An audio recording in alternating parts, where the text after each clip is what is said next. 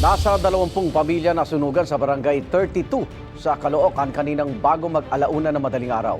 May unang balita si James Agustin.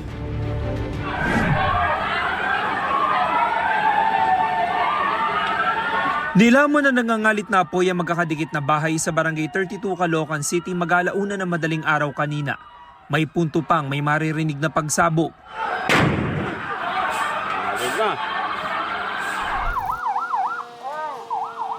Itinaas ang sunog sa unang alarma.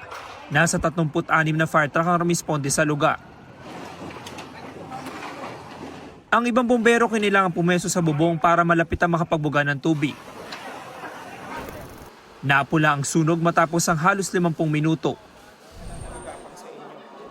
Isa sa mga nasunugan ng pamilya ni Artemio, imahe ng Santo Niño at ilang damit lang ang nadala nila sa bilis ng pangyayari.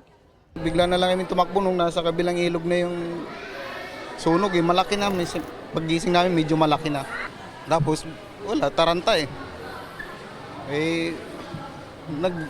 Ginising ko lahat ng mga kamag-anak ko para lahat na nangungupahan doon sa ano na yun, pinigising, para makalabas lahat. Wala namang naisalbang gamit ng pamilya ni Edwin. Nagtamo siya ng paso sa kaliwang kamay. Nagising na lang po ako, yung usok, maano sa ventilador. Kaya ang ginawa ko, ginising ko yung mag-ina ko. Buti naman nakaligtas, buti nagising ako. Ayon sa mga taga-barangay, mahigit 10 bahay ang nasunog. Apektado ang nasa 20 pamilya. Meron naman tayo ditong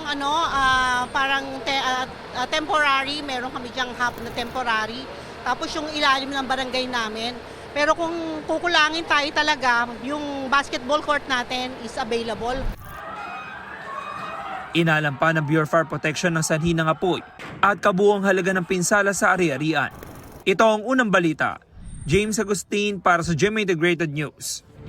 Igan, mauna ka sa mga balita, mag-subscribe na sa GMA Integrated News sa YouTube para sa iba't ibang ulat sa ating bansa.